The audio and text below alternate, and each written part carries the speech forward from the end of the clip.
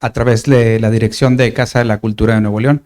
Les damos la bienvenida esta tarde en esta charla en donde estaremos recordando a dos queridos amigos como son Patricia Lauren Kulik y Luis Aguilar, quienes a su vez fueron colaboradores, talleristas y coordinadora del Centro de Escritores de Nuevo León. Y bien, voy a pasar a ceder la voz a Juan Manuel Cermeño, quien es el vocal de Literatura Ante con Arte. Y vamos a comenzar. Sean bienvenidos. Muchas gracias, Gilardo. Gracias por sintonizar a los que están por ahí viéndonos en línea. Bienvenidos, bienvenidas, bienvenides a este recordatorio que es por el Día del Escritor y la Escritora. Si pudiéramos hacer un mapeo de lo que ha sido la literatura de finales del siglo XX y principios del XXI, dos de los grandes nombres que van a saltar siempre van a ser Luis Aguilar y Patricia Lauren Kulik. Se han hecho estudios académicos, se han hecho tesis, se han hecho textos críticos a partir de la multifacética obra de estos dos autores. Tanto Patricia Lauren Kulik, de quien nos estará leyendo unos fragmentos Noel Zavala, como de Luis Aguilar, que Patricio Alejandro también nos hará comentarios y lectura de su obra, contribuyeron de alguna forma a amplificar y hacer más diverso lo que es este ambiente, este corpus literario. Luis Aguilar con esta multifacética forma de abordar ciertos géneros desde la no ficción, como lo es el periodismo, por ahí los premios, las notas que deja, es un gran legado, como su obra creativa, ¿no? Que podemos encontrar una amplia variedad en poesía, su obra cuentística también. Y creo que inclusive, a lo mejor ahorita Patricio nos puede hablar un poquito, me parece de los autores norteños más traducidos a más lenguas y con más alcance a nivel internacional, ¿no? Luis se la pasaba viajando, se la pasaba en encuentros, su obra ha sido conocida por de las mejores plumas y los mejores ojos lectores que podríamos tener en el mundo. Y Patricia como esta gran figura que para mí me sigue pareciendo sorprendente, esta construcción psicológica de los perfiles de sus personajes. Esta forma de pronto de manejar sus tiempos, su tensión, esta locura de pronto desquiciante que también nos deja entrever, aunque quisiéramos que no, un poquito de la personalidad de los dos autores que hoy nos convocan. No sé si quisieras arrancar, Noel, un poquito platicándonos para ti cómo llegaste a Patricia Lauren Kulik y si nos gusta leer algunos de los fragmentos. Hola, buenas tardes. Pues muchas gracias por estar aquí. Gracias, Cermeño, y al personal de Casa de la Cultura por esta invitación. Me parece una excelente elección retomar la figura de Patricia y de Luis Aguilar, porque además, bueno, la amistad que había entre ellos también era especial para este Día del Escritor y de la Escritora. Bueno, algo relevante con Patricia Lauren, la escritora y pues la persona, era este sentido de la tribu. Ella siempre favorecía los encuentros entre quienes tuvieran la mínima afinidad, pudiendo ser desde lo sanguíneo. Como ustedes saben, Patricia pues venía de una familia que siempre estuvo muy, muy unida, hasta... Ustedes saben, hasta el final de los días de Patricia siempre estuvo acompañada por su familia extendida. Y mi experiencia fue que era muy fácil entrar en ese círculo de su entorno personal, como hacerte parte de esa familia, de esa amistad. Pero también ella inculcaba en quienes perseguían el oficio de escritor que cada quien se hiciera de su tribu. Era algo que nos comentaba mucho en los talleres, pues se hacían mucho énfasis en leernos unos a otros, en entendernos, en compartir. Y bueno, un poquito es lo que estaba reflexionando en torno a mi encuentro con Patti, y pues más o menos creo que yo en mi convivio con ella sí puedo señalar que me hice de varias tribus, empezando por el primer taller que tomé con ella aquí en la Casa de la Cultura. que fue donde nos hizo ese señalamiento y bueno, ya de ahí me hice de un grupo de colegas escritores que iniciaban igual que yo. Más adelante también por intermediación de Patti, pues tuve una amistad muy fructífera con Oscar David, Gaby Torres, Minerva Reynosa. De ahí salieron proyectos y otras experiencias que me marcaron muchísimo. Más adelante en mi vida con el grupo de las Pitonisas también fue un grupo que nutrió muchísimo mi práctica de la lectura y de la escritura. Entonces, bueno, Patti siempre estaba fomentando el trabajo en grupo. Y bueno, sí, definitivamente Patricia fue una escritora de frontera del cambio de siglo, una escritora marcada por su geografía de acá del norte. Y bueno, hay otras fronteras en el espacio que dominó Patricia, los intercambios entre locura y razón, entre imaginación y realidad social. Es una obra que plantea varios este proceso de la frontera, ¿no? En diferentes aspectos, el mundo interior, el mundo exterior.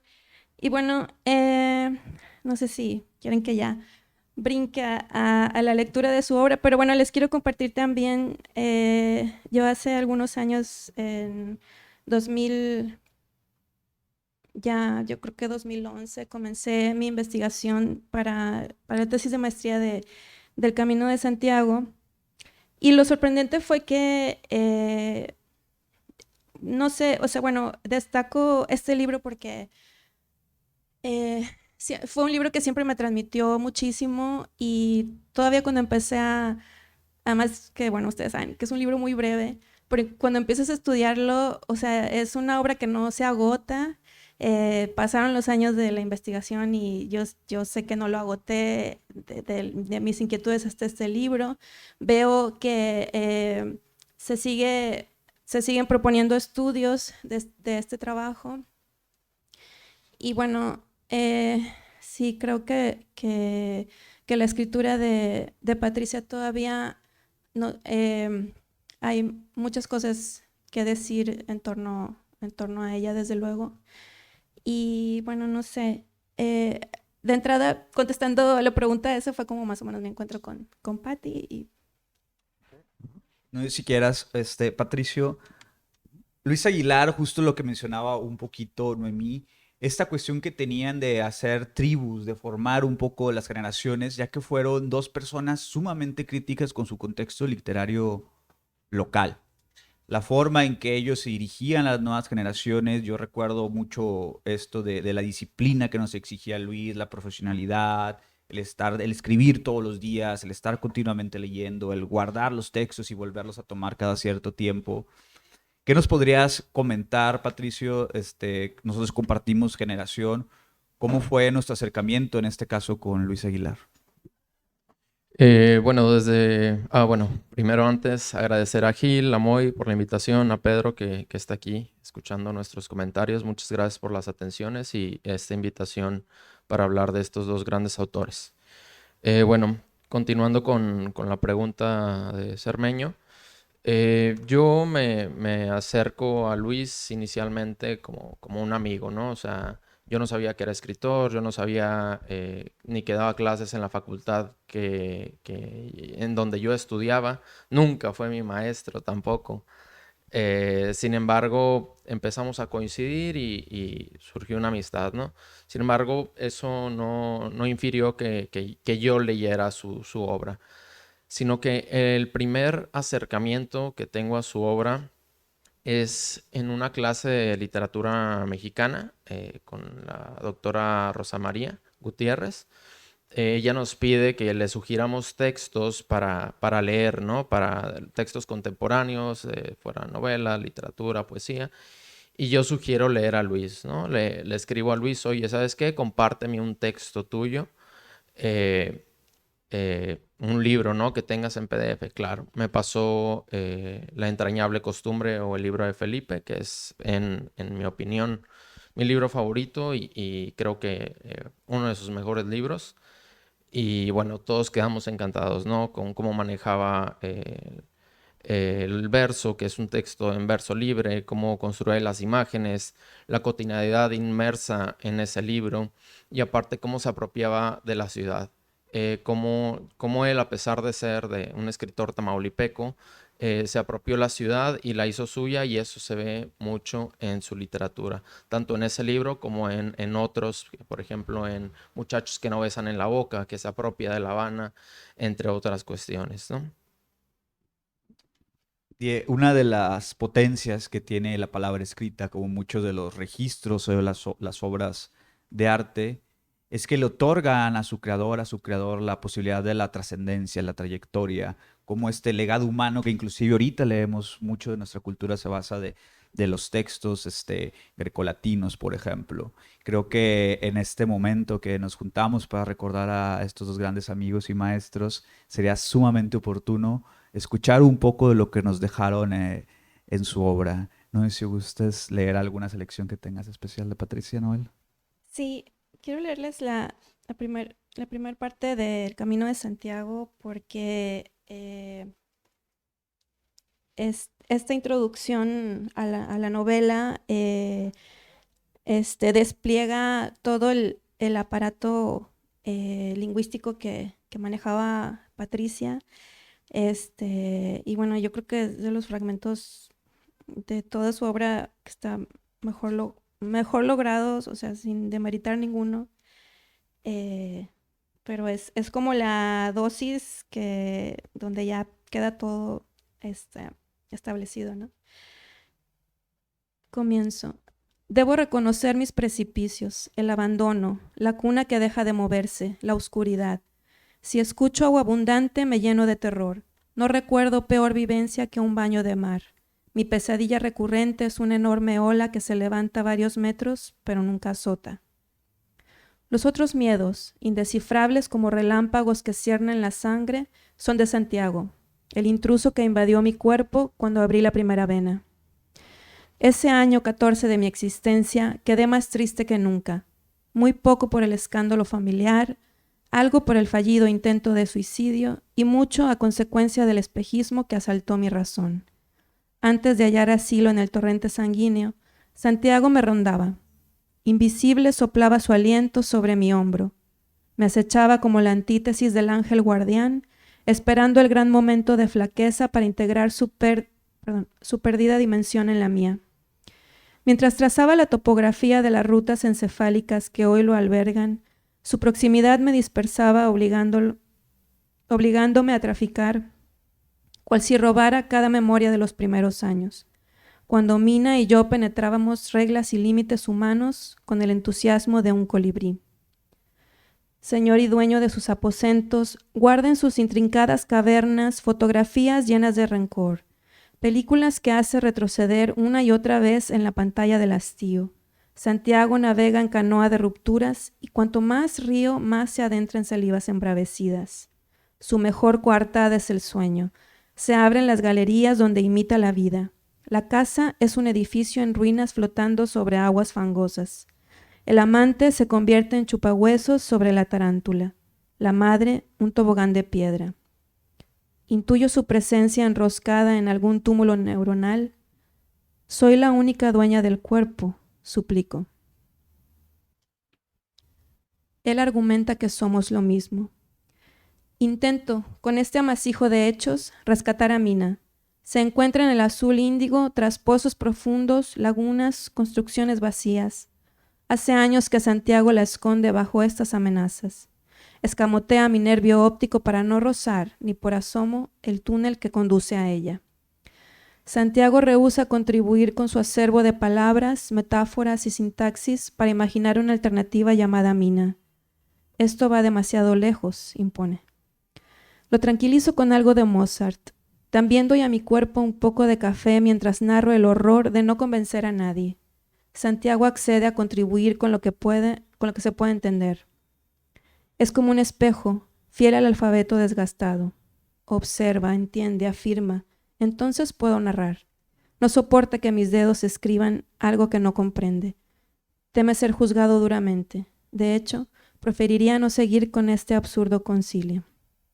Bueno, este pequeño fragmento, cuando lo estoy repasando y veo todas las notas que tenía ahí, porque pues en esta brevedad ella despliega todo su dispositivo de lo que va a ser esta novela y de lo que fueron unas piezas anteriores y posteriores en cuento y en ensayo, pero es este intercambio a partir de la imaginación y de la fantasía, cómo a partir del lenguaje poético, de lo indeterminado, de la ambivalencia, cómo construye diferentes dimensiones, diferentes planos en donde se va a desarrollar la novela y esos planos terminan aglomerándose y se juxtaponen de tal manera que, bueno, tuve también la experiencia de compartir obra de Patricia Laurent en talleres de lectura. De hecho, casi siempre que me invitaban a cosas de promoción de la lectura, siempre yo escogía a Patti por esto que me provoca el entusiasmo, ¿no? Que me provoca su obra. Encontraba que en los lectores, bueno, había un tremendo desconcierto y en muchos había este desconcierto, lo cual para mí era sorprendente porque la primera vez que escuché algo de Patti Laurent y más adelante cuando la leí, para mí era como un lenguaje que yo siempre había buscado, unas temáticas que yo siempre había perseguido y en ese caso era un encuentro y experimentar en los otros el desencuentro pues también me presentaba como una dificultad que siempre quise subsanar con acompañando en estas lecturas, dando contexto, dando otras obras de la autora. Y bueno, creo que eventualmente así se fue construyendo mi acercamiento a la obra de Patricia, juntando como muchas evidencias de cómo funcionaba, bueno, todo este dispositivo poético, de la poética de la escritura de Patricia. Sucede de pronto que a veces cuando nos topamos frente a una escritura, que sobre todo es una escritura cercana por la cuestión de nuestra literatura del norte, tendemos a subestimar quizá al quererlos equiparar con otras obras de la literatura universal. Y cuando se detiene, que por ejemplo es un papel que he visto que hace mucho la academia o que hacemos los que pasamos por alguna facultad de letras, es tratar de visibilizar y masticar esta profundidad que que nos está golpeando en una primera lectura. Este aspecto de la construcción de las imágenes poéticas de Patti no es fortuito y de hecho con eso lo quiero ligar a una conversación que una vez tuve precisamente con los dos, donde Luis le decía que el poeta o el periodista o el narrador tiene que leer de todos. Un narrador no se puede enfocar solamente a la narrativa, un poeta no se puede enfocar solamente a la poesía. Y muchas veces, aunque no necesariamente, eso es tangible en las obras de los escritores. Patricio tiene una selección de textos de Luis Aguilar, que también es una persona muy multifacética, ¿no? Aborda diferentes temas, se apropia de ciertas voces, como bien lo decías ahorita, de La Habana, y sin embargo siempre hay mucho de él, esta cuestión del recuerdo, lo anecdótico, las emociones que deja ahí planteadas.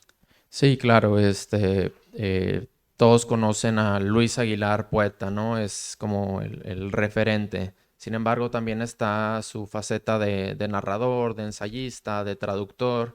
Justo que ahora que paseamos por el museo ahí abajo, vi una Smith Corona, ¿no? La última entrevista creo que se le hizo, creo que fue aquí. Yo la hice. Y bueno, él comentaba que él empezó a escribir en una Smith Corona, ¿no? Él empieza a escribir pues atraído por los recortes periodísticos que llegan a él, por las tiras cómicas. Y sí, es un escritor multifacético. Fue traductor, fue compilador de obras, ahorita les voy a hablar un poco de eso. Pero una de sus obras narrativas más memorables, con la que se ganó el Premio Nuevo León de Literatura, es Lateral Izquierdo, que comparte una serie de anécdotas relacionadas con una de las pasiones de Luis Aguilar, que era el fútbol. Dentro de los escritores LGBT, Luis Aguilar era el más machín, y bueno, en este libro se refleja, ¿no?, esta relación del fútbol con la literatura. Y yo les quiero compartir un fragmento de este cuento, y va algo así. Que por cierto, uno de los personajes se llama Patricio, pero yo no estuve presente, no había conocido a Luis cuando escribió este libro. Lateral izquierdo. La noche antes de la final, no había quien cerrara los ojos al insomnio. Fabián llamó a su compadre Patricio nada más para nada, así le dijo, nada más porque no podía dormir. Y era mejor hablar por teléfono que dar vueltas solo a lo largo y ancho de la cama. Patricio preguntó si no estaba Claudia, su esposa, pero Fabián le aclaró que no estaba solo en la cama, sino que únicamente él, y no su mujer, era quien daba vueltas como loco. Ah, le dijo Patricio, cuando yo levante los dedos, compadre, es que vamos por la pared. Me la da, la regreso a la contención y la retacha hacia el ángulo que le voy a ir marcando con el trazo de mi carrera a la izquierda de la cancha. Y verá qué buena pareja vamos a hacer. Esos cabrones de las supercarnes nos la van a pelar los dientes. Ahora sí que van a comer literalmente carne. Ya estamos del otro lado, compadre. Este año es el bueno. Somos la defensiva menos goleada y no falta más que la copa, compadre, la copa, con mayúscula, para ser los mandones de la intermunicipal. De aquí a la estatal, compadre, y luego por el campeón de campeones. A las instrucciones apasionadas de Fabián siguió un silencio larguísimo que hubo de repetirse a lo largo de la llamada.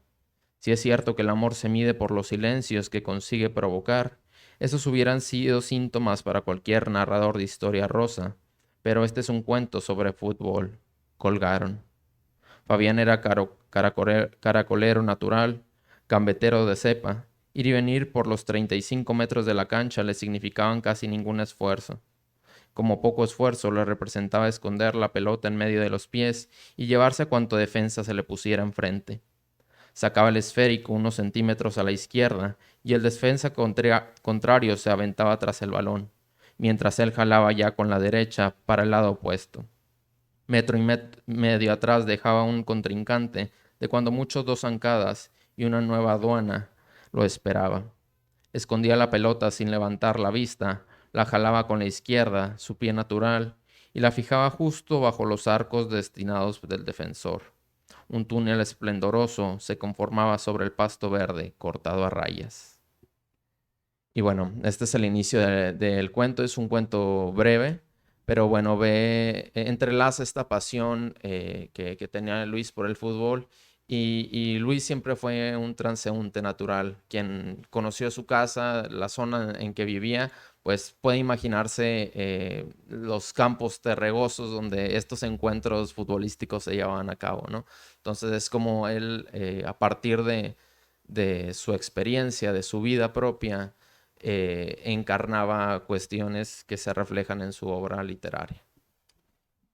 Precisamente en estos ambientes del fútbol llanero, que por ejemplo es muy de la tradición de acá del norte, de estos campos del río Santa Catarina sin césped, donde se juntaban a jugar fútbol, cómo él atrapa en este fragmento que leyó Patricio esta verosimilitud de los registros del lenguaje cotidiano, ¿no? El caracoleo, o sea, todo ese tipo de palabras que son muy propias de ciertos momentos específicos, que por ejemplo con Patricia es muy tangible esta cuestión de las psicologías de las personas que sobrepensamos, ¿no? Que todo el tiempo nos está rebasando el pensamiento, estamos tejiendo escenarios imaginarios, especulando, y cómo inclusive todo eso se ve muy, muy permeable en lo que es una prosa, que de pronto recuerdo mucho esta parte final de Joyce, del monólogo de Molly Bloom, ¿no? Que es una concatenación de ideas sin signos de puntuación, donde una idea va a otra. En Patricia lo encontramos en sus personajes y en su prosa también, ¿no? Con lo que es algo que algunas personas nos hemos sentido muy familiarizados, ¿no? Siguiendo esta misma línea de cómo esos registros lingüísticos hacen que se vuelva después un material engranaje para todo un aparato que después ahorita quizá va a estar en lo que vas a leer. Sí, está muy interesante cómo lo planteas, esta corriente de pensamiento interna. En el caso de Patricia Laurent hay una frase suya que considero lo describe súper bien, que es la violenta lucidez hacia la locura. O sea, es este aparato discursivo que cobra en todo lo que encuentra, en todo lo que se puede desplegar, se potencia de tal forma que truena la máquina, ¿no? Sin embargo, hay otras dinámicas en Patricia que es, además de ese furor, por otro lado está una tendencia a caer a un estado prelingüístico, un estado completamente sensorial, un estado casi cataléptico, hacia donde también el cuerpo conduce a los personajes, ¿no? Y yo creo que esto está muy ligado a cómo experimentaba Patricia Laurent el trabajo de escribir o la actividad de escribir. Ella en sus obras planteaba que la imaginación y la creación tiene un costo energético, un costo físico, y que todo lo que nosotros creamos, ya sea a partir de la literatura o a partir de otros métodos o medios, eventualmente nos pasa factura. Puede ser en algo, una enfermedad, hay un costo físico. Y para mí es como, es muy marcado que ella insiste muchísimo en esa, casi como, también en ella está por ahí esta idea de las matemáticas. Tiene un cuento que se llama La ecuación, y casi que es retomar la fórmula de que la materia no se crea ni se destruye, solo se transforma. En el caso de la obra de Patricia, la literatura de algún lado tiene que salir, la fantasía, todo lo que creamos de algún lado tiene que salir. Y ella encontraba que de donde provenía era, bueno, de nuestros recursos vitales, ¿no?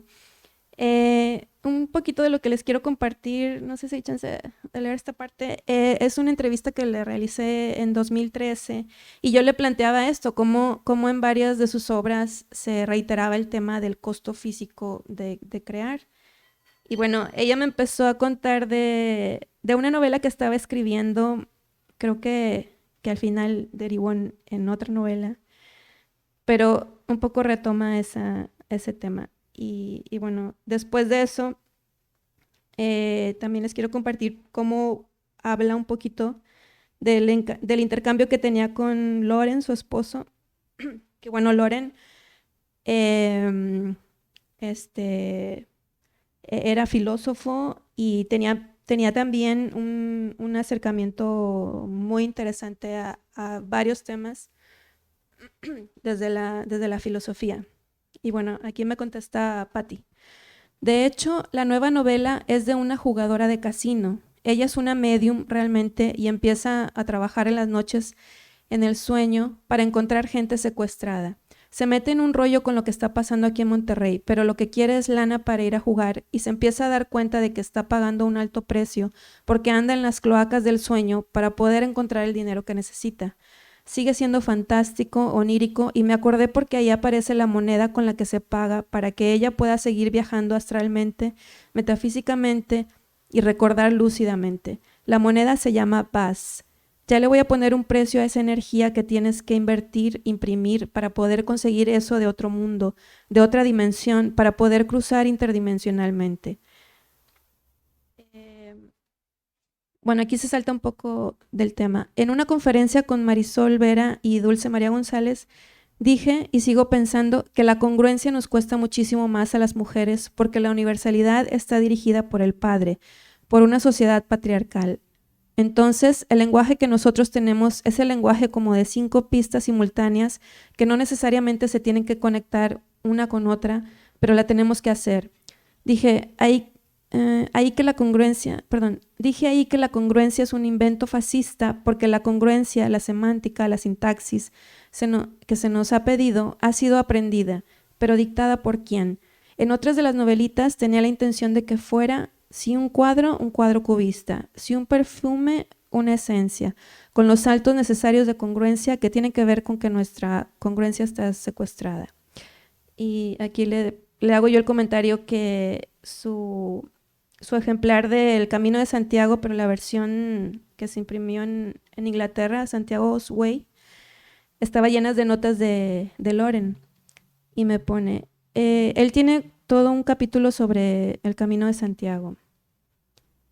Es muy curioso, le contesto, porque de hecho en las investigaciones que he leído sobre ti no se menciona este aspecto de tu relación con un filósofo.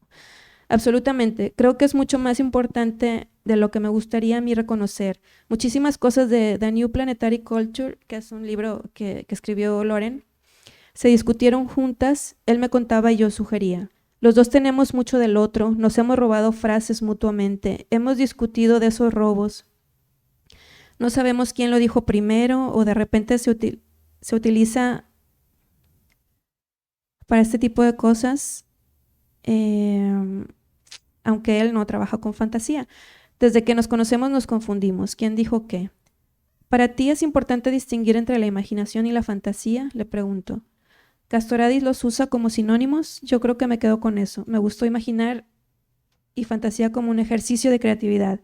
Tienen el mismo delta, vienen del mismo lugar. Y bueno, son por ahí estas notas que quería compartirles. En esa misma sesión, Loren me comentó que bueno, como lo dice aquí Patty, él hizo un estudio sobre el Camino de Santiago, un ensayo donde lo vincula con las propuestas de Foucault, y dice algo que, bueno, de entrada dice algo súper interesante. El personaje en el Camino de Santiago no es alguien excepcional, sino más bien es alguien que nos representa a todos, ya que todos de alguna manera estamos invadidos por esta construcción cultural en la que nuestro lenguaje nuestra experiencia del mundo es representacional y se antepone a nuestro contacto directo con el afuera, ¿no? Un continuum siempre en la historia literaria, no solo en los estudios críticos, es el buscar estos referentes, estos rastreos, ¿no? El ver desde dónde está enunciando un escritor, con qué ideas, ¿no? En este caso, en entrevistas se nos deja un poquito en claro cuál es de dónde toma Patricia ciertos elementos. El caso de Luis Aguilar, que es súper especial, como bien lo mencionaba Patricio, porque también es un traductor, también es un antologador, también es un periodista, también es un narrador. Y de pronto le toca, si mal no me equivoco, hizo una de las antologías de poesía brasileña más joven que se editó por ahí de Vaso Roto. Y aún a pesar de saber todas estas referentes, background que tenía Luis, logra imprimir algo tan único en cada libro que es muy difícil rastrearle de dónde viene, ¿no? Y que inclusive se reinventa, que inclusive de pronto vuelve a estar ahí. ¿Tú has encontrado algo que puede decir Luis Aguilar tenía estos referentes de tradición, trató de venir desde ahí, Patricio? Bueno, conforme a lo que comentas de la faceta de Luis como antologador y traductor, me gustaría mostrarle algunos de sus títulos. Uno de estos últimos, Cuba Next Door. Este libro lo pueden conseguir en la Universidad Autónoma de Nuevo León. Es una antología sobre la poesía cubana contemporánea. Es una de sus labores más recientes. También tenemos ese libro que comenta Cermeño, que es ¿Qué será de ti? ¿Cómo va você? Es una poesía joven. Aquí se ve pues ampliamente su labor como traductor. Es una antología muy extensa que incluye las voces más prometedoras de Brasil. Y pues aquí se nota ampliamente eso, ¿no? Como su registro era tan vasto. Y por último, una de las novedades que vi a Luis trabajar con ardua labor, que implicó mucha investigación, es este libro. Es ese gran reflector encendido de pronto. Es una edición en donde antologa una serie, 100 años de poesía LGBT en México.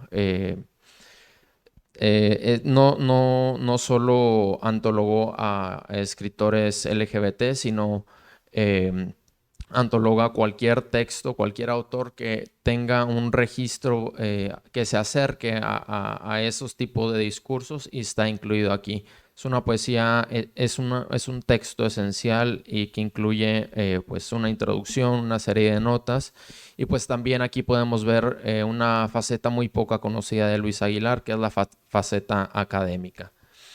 Y bueno, la otra pregunta, si he pues logrado ver algo común en la obra de Luis Aguilar. Podría decir que Luis fue un dramaturgista de la vida, ¿no? O sea, que donde se paraba, él tenía la oportunidad de sacarle provecho y plasmarlo en la literatura, ¿no? En sus últimos viajes a La Habana siempre regresaba y, oye, ¿sabes qué? Tengo tal idea para tal libro, comencé a escribirlo, y bueno, muchos de esos proyectos sí fueron terminados, otros no. Pero uno de sus proyectos más recientes, que se publicó el año pasado, es este libro, ¿Qué veían los ojos de este idiota?, y que tiene un registro muy poco usual en Luis Aguilar, un poco diferente a su poética. Si bien tiene estos guiños picarescos que lo caracterizan, sí es diferente. A pesar de lo sugerente del título, ¿Qué bellos este idiota?, qué bellos los ojos de este idiota, no hay un sujeto en este libro más que el que lo escribe, ¿no? Y bueno, de este libro tuve el placer de presentarlo el año pasado, y tengo un ensayo por ahí que les voy a leer. No tiene título, solo comienza con un epígrafo de Rodolfo Sigli que dice: el único género escrito que no necesita nada más es la poesía. Hacer arte quebrantando la fe no es nada nuevo, pero hacer arte sin fe en el mismo arte recae en la nada. El arte no ha pasado hasta ahora de ser una simple intención que a veces se realiza, planteaba Usigli en su epílogo sobre la hipocresía del mexicano. Y, en este caso, Luis Aguilar, a partir de una reflexión en donde reclama el ahogo de la poesía, hace arte. Antes que nada, he de señalar dos cosas que ya señaló el mismo Usigli. Y es que es bien sabido que en México impera, por un lado, la hipocresía y por otro, la de creerse simplemente personalmente aludidos, aun cuando no haya alusión alguna. Así que si usted no es de esos que recita la ecuación cuadrática de memoria, siéntanse en libertad de abordar este libro. ¿Quién no ha cuestionado la fe de verdad, no solo en la poesía, sino en toda la escritura que se crea hoy en día? Basta con ver la homogeneidad de los títulos, los premiados y las temáticas para percatarnos de la realidad. El miedo a no ser nada nos hace otros que no fuimos en el principio. Porque este náufrago de océanos ni mareas entiende, plantea Aguilar. He de confesar que yo no sé navegar y podría hablarles de un él que sabe de botes, nudos especiales de alta mar. Pero aunque crea que la tercera persona me salva, siento la soga al cuello. La poesía sin experiencia es una falta a la verdad, y solo la verdad puede fascinar. Lo que principalmente construye el comportamiento humano son las vivencias sociales y las relaciones humanas que marcan nuestro comportamiento en una serie de intercambios. Para Simmel, estos intercambios que nos construyen son la acción recíproca más pura y más elevada de las que componen la vida humana. Es toda conversación, todo amor, todo juego y toda mirada mutua. Entonces, imaginemos que suprimimos la experiencia a cambio de un premio, una beca o un proyecto, en donde el libro es igual a -B más menos la raíz cuadrada de b al cuadrado menos 4ac entre 2a. Vemos el panorama actual. Entonces no servirá decir que no fuiste ese, escribe el poeta, porque la culpa no solo recae en quien escribe, sino que los, abro comillas, buenos lectores, cierro comillas, alias jurados, presentan incapacidades específicas para hacer una buena lectura, pues ya lo había advertido, la hipocresía. Y recuerden no sentirse aludidos, pero la falta de concentración, por una parte, y por otra, la falta de verdad en la vida, obstaculiza la poesía, el arte, pero ni eso justifica ocultamientos. ¿Pero qué digo? Aquí pudiera hacer un análisis completo con el enfoque dramatúrgico de la interacción simbólica de Goffman, que tanto se ha convertido el panorama literario en un escenario social donde se moldean fachadas para cumplir las expectativas ajenas. Una mentira individual que pretende volverse colectiva para hacerse verdadera, diría de nuevo Sigli. Pero la verdad es que crear sin el yo nos lleva a un arte vacío, a proyectos que responden a la novedad, y como dice Aguilar, los poetas teóricos piensan un poco, solo un poco, que en poesía nos sirve la experiencia. Y lo sabemos. Hay veces que lo real no es suficiente y lo necesario se vuelve imprescindible para la construcción de la verdad.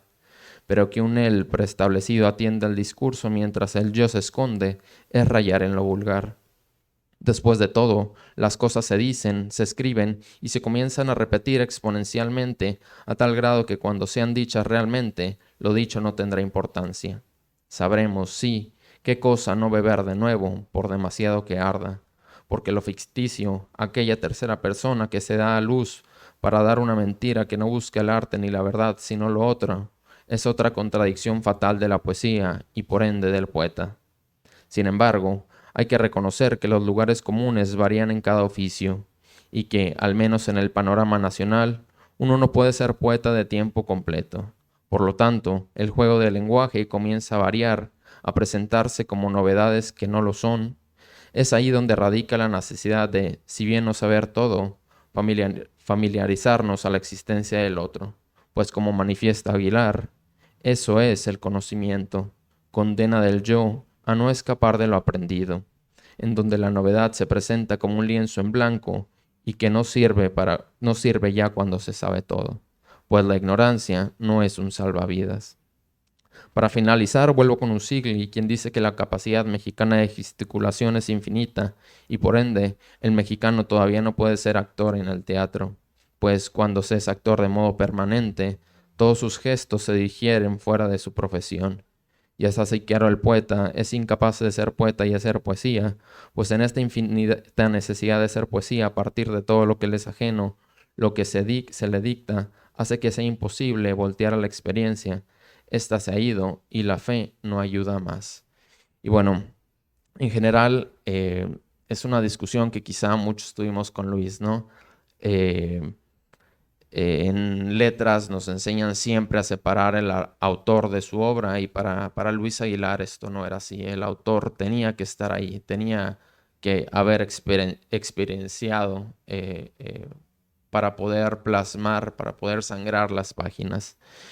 Y a pesar de este ensayo con el que presenté este libro no habla necesariamente de eso, sino que este libro habla del juego del yo, de las terceras personas, de la inclusión del autor en el libro, de la construcción de voces que no entienden de lo que están hablando para conseguir otras cosas, ¿no?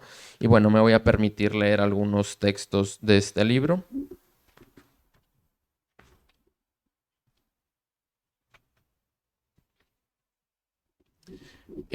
La primera parte se llama Cuidado con el perro.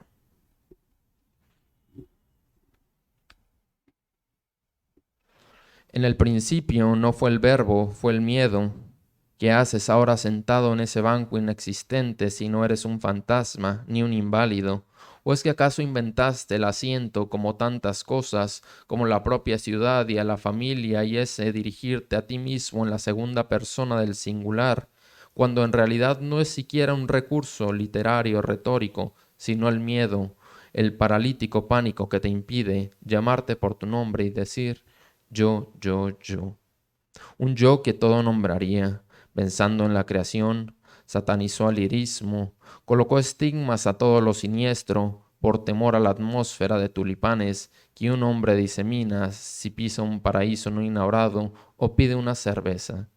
Y aunque el bar y aquellas acciones carecían de nombre, y aunque pensó nombrar el verbo como inicio, antes del inicio, instaurado, estaba el yo del miedo, claridad de día, en el que se va a acabar el mundo.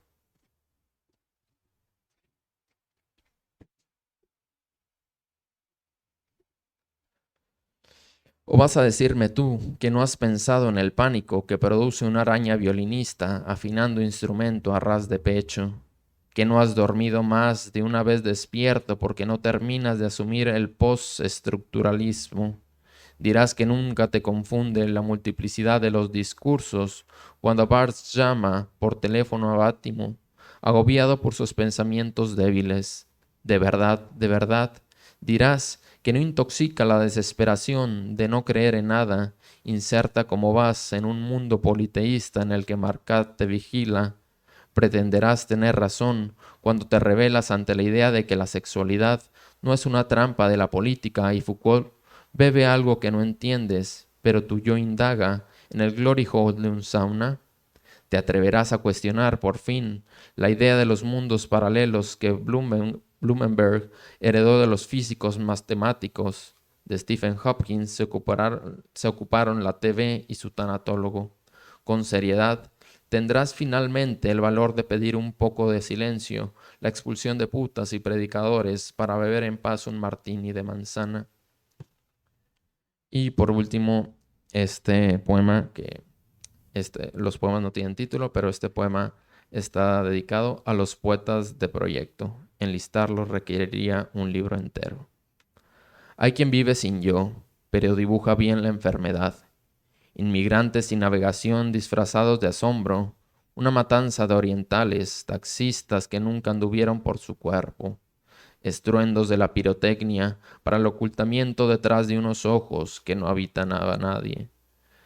Está en todas las listas de festivales, en los libros del año, ganaron todos los premios. Y es harto simple. A. Tomar distancia del objeto, sujeto, circunstancia que se observa. B. Pensar en el yo como algo ajeno. C. Emplear la tercera como algo próximo, aunque solo entre líneas. La segunda se arriesga en intimidad y hace implosión un espejo. D. Elegir el tema. El horror puede suplantarse, no sentirlo como algo bello. Después, aducir en redes sociales o entrevistas la profanidad que resulta de lo inescrutable y el yo, que no aparece, se pregunta cómo logra indagarse lo nunca comprendido. Sin embargo, son expertos en fotografías macedonias, con autos deportivos y la velocidad de Marinetti, en sexualidades de preservativos reciclados, la gráfica no escrita de un grabador japonés que arrasa con montañas, los síntomas de un síntoma que se añejó sin respuesta en los anales de la farmacéutica, y el yo mejor sucumbe ante la siesta. Ha sido demasiado nutritivo estar aquí con dos especialistas y amigos muy cercanos, tanto de Luis Aguilar como de Patricia Lauren Culling, de quienes hemos escuchado argumentalmente los análisis sobre su obra, hemos escuchado en voz propia la obra de estos autores. Para finalizar, si pudiéramos hacer una breve pintura a mano rápida de lo que significa ser escritor, ser escritora en un lugar como es el norte de México, desde el punto de vista que tú conociste a Patricia Lauren, que tú conociste a Luis Aguilar, para ellos, ¿qué significaba ser escritor? ¿Cómo se lo tomaban en su vida cotidiana? En el caso de Patricia, por ejemplo. Bueno, sí había, no sé, creo que para responder me gustaría traer a la mesa algo que se me estaba quedando en el tintero, pero creo que en el caso de los dos escritores, Luis y Patti, algo que lo que mejor daba muestra de lo brillante que son es su sentido del humor, ¿no? O sea, el análisis de la obra, todo eso sí, pero conocerlos y experimentar su sentido del humor era lo que daba la claridad bueno, qué tipo de mente brillante tenían. Y bueno, ahora que lo preguntas, yo creo que el humor, dado que ambos en efecto tenían este sentido crítico a un entorno cultural específico, el humor los salvaba, los mantenía en ese escenario, les ganaba amigos y enemigos, pero siempre, nunca dejaron el juego, o sea, nunca dejaron de jugar, Patty nunca desistió, a pesar de que ella era sumamente crítica con su trabajo, tenía una confianza en lo que escribía, y yo creo que fue el modo de estar a flote en el contexto, en la vida, en un entorno cultural que cierta idiosincrasia que margina mucho todos los divertimentos, todo la fantasía, los ejercicios de imaginación. Creo que en efecto sí esta sociedad margina mucho eso, pero justamente esos márgenes se encontraban y en esos márgenes se hacía la fiesta y bueno, creo que implicó un poco ir a contracorriente. Nunca fue nunca, a pesar del talento que tiene Patty, nunca fue una mina de oro para ella escribir y bueno, sabemos que no era su intención lo monetario, pero la escritura era eso, no era una manera de ganarse la vida para nada, era una manera de sostener la vida, sin duda. En el caso de Luis Aguilar, Patricio. Bueno, de acuerdo con lo del humor, ¿no? Luis Aguilar diría, bueno, ser escritor no sirve de nada, ¿no? O sea, no te da de comer, te quita tiempo, es difícil, te crea enemigos, o sea, no sirve de nada ser escritor, ¿no? Ser escritor es una necesidad, esa necesidad que yo veía, por ejemplo, en Luis, de levantarse bueno, él no se levantaba temprano, pero de quedarse hasta tarde escribiendo, leyendo, esta disciplina de la lectura, de terminar ciertos libros para comenzar uno. Y bueno, más que nada, para Luis creo que la literatura era parte de su vida y hacer amigos, ¿no? Eso era algo muy importante y bueno, eh, creo que es un escritor imprescindible no solo del noreste de México, sino de todo México y también un referente a nivel internacional. Y considero que es muy importante que no se deje de leer su obra, que no se deje de analizar, que no se deje de comentar. Agradezco de nuevo a la Casa de la Cultura porque pues esto nos permite dar esa difusión que quizá no se ha podido dar a estos grandes autores y bueno, que hoy pudimos compartirles un poco de ellos. Muchas gracias. Extendemos una amplia invitación a conocer la obra de ambos autores, tanto de Luis Aguilar como de Patricia Lauren Kulig, y a nombre del gremio de escritoras y escritores de Nuevo León, esperemos hayan disfrutado esta introducción y recordar a nuestros amigos y a nuestros grandes escritores y escritoras del norte del país. Cedo la palabra a Gildardo. Sí, bien, muchas gracias por haber aceptado esta invitación y habernos compartido la experiencia que ha tenido cada uno de ustedes, incluso tú también, Cermeño. Creo que es parte de nuestra comunidad, ¿no? Y es nuestra manera de honrarlos y recordarlos leyéndolos también y promoviendo también, pues, el sentido de la investigación que hay en la obra, ¿no? Los libros de Luis, Uno, no sé si en algún momento se dije, porque también yo me moví un ratito, pero tan prolífico, ¿no? ¿Cuántos libros hay en su haber o firmados por él, ya tanto en traducciones o en antologías también? Y de Patti también, su obra es muy consistente en narrativa, novela, cuentos también, pero me sorprenden mucho estos dos autores y que se hayan ido en este tiempo, ¿no? Es nuestra forma de recordarlos. Y bueno, gracias a ustedes y a nuestro público también, el que está ahí del otro lado. Les agradecemos y esperemos verlos pronto. Muchas gracias y buenas tardes.